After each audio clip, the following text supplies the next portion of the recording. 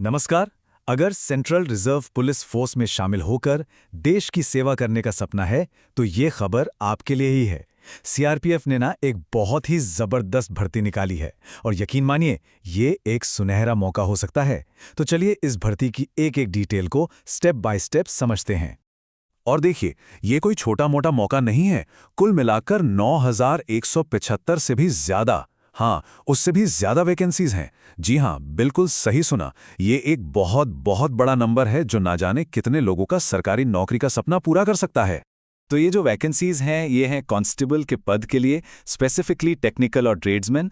और सबसे अच्छी बात यह है कि इसमें पुरुष और महिला दोनों उम्मीदवारों के लिए मौके हैं। सरकार का फोकस भी जेंडर बैलेंस पर है, तो महिला उम्मीदवारों को तो खास तौर पर अप्लाई करने के लिए प्रोत्साहित किया गया है।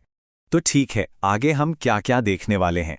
सबसे पहले कि ये अपॉर्चुनिटी आखिर है क्या, फिर कौन कौन इसके लिए अप्लाई कर सकता है, अप्लाई करना कैसे है, सिलेक्शन का पूरा प्रोसेस क्या रहेगा, और हाँ, सबसे ज़रूरी इंपॉर्टेंट डेट्स कौन सी हैं, सब कुछ कवर करेंगे। चलिए तो सबसे पहले बात करते हैं इस अपॉर्चुनिटी की। मतलब ये करियर के हिसाब से इतना अट्रैक्टिव क्यों है, आखिर इसमें ऐसा क्या खास है। तो देखिए, सबसे पहली और सबसे ज़रूरी चीज़ होती है सैलरी। ये पे लेवल 3 की जॉब है, यानी 21,700 रुपये से लेकर 69,100 रुपये तक। ये एक स्टेबल गवर्नमेंट सैलरी है, मतलब करियर में सिक्योरिटी और ग्रोथ दोनों की गारंटी है। अब बात करते हैं कि काम क्या क्या है। यहाँ सिर्फ एक ही तरह का काम नहीं है, बल्कि बहुत वैरायटी है। जैसे ड्राइवर, मोटर मैकेनिक, कॉबलर यानी मोची, कारपेंटर, टेलर, यहाँ तक कि बार्बर, कुक, वाटर कैरियर, धोबी और सफाई कर्मचारी। मतलब कई अलग अलग ट्रेड्स के लिए जगह है। इसका मतलब ये हुआ कि अलग अलग स्किल्स वाले लोग यहाँ अपना करियर बना सकते हैं। ठीक है, तो अब आते हैं अगले सबसे ज़रूरी सवाल पर कि इन पदों के लिए अप्लाई कौन कर सकता है। चलिए एलिजिबिलिटी चेकलिस्ट पर एक नज़र डालते हैं।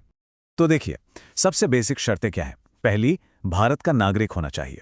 दूसरी, और ये बहुत ज़रूरी है, कि अपने राज्य का डोमिसाइल या परमानेंट रेसिडेंट सर्टिफिकेट होना ही चाहिए।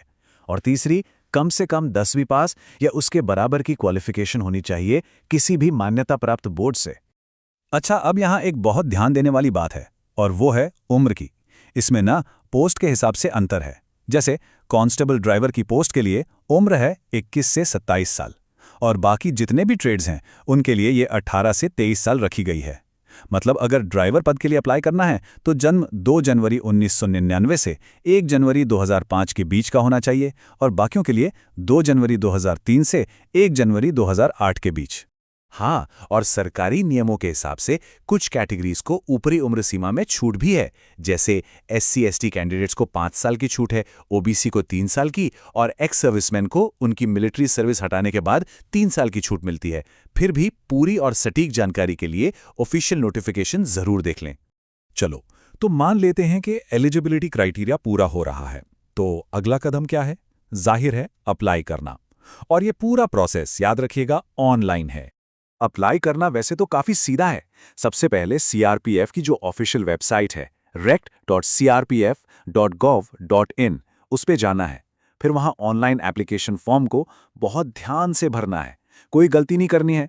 अगर फीस लागू होती है तो उसे ऑनलाइन ही पे करना है। फॉर्म को लास्ट डेट से पहले सबमिट कर दें। और हाँ, एक बहुत जरूरी बात, अपने रिकॉर्ड के लिए उस फॉर्म का एक प्रिंटआउट जरूर ले लें। अब बात करें एप्लीकेशन फीस की, तो ये सिर्फ 100 रुपये है, और ये भी सिर्फ जनरल, EWS और OBC कैटेगरी के पुरुष उम्मीदवारों को ही देनी है।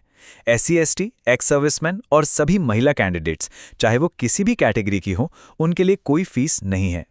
तो चलिए, अब आते हैं सबसे क्रूशियल हिस्से पर, सिलेक्शन प्रोसेस। क्योंकि देखिए, सिर्फ फॉर्म भर देना ही काफी नहीं है। आगे के जो स्टेप्स हैं उनको समझना ही कामयाबी की असली चाबी है। तो ये एक मल्टी स्टेज प्रोसेस है।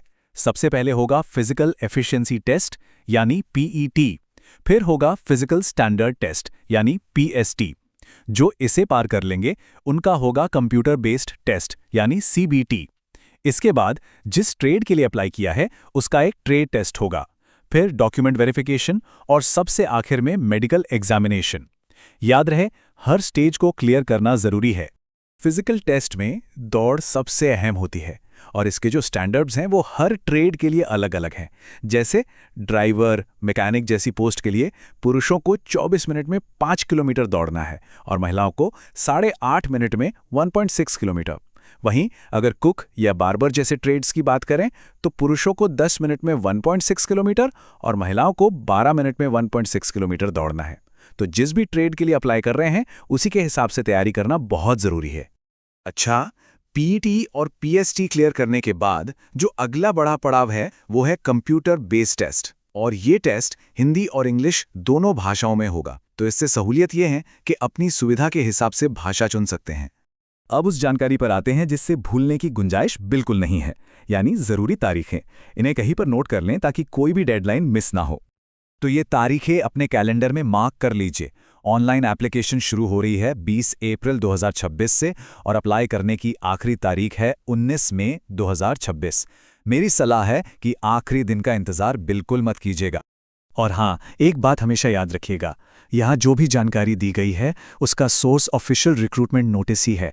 अगर कभी भी कोई डाउट हो तो सबसे सही और भरोसेमंद जानकारी के लिए हमेशा सीआरपीएफ की वेबसाइट पर दिया गया ऑफिशियल डॉक्यूमेंट ही देखें। तो देखिए, सारी जानकारी अब साफ है। सैलरी क्या है, योग्यता क्या चाहिए, प्रोसेस क्या है और तारीखें कौन सी हैं। अब सवाल बस एक ही बचता है, इस शानदार मौके के लिए तैयारी शुरू करने का इससे बेहतर समय और क्या हो सकता है।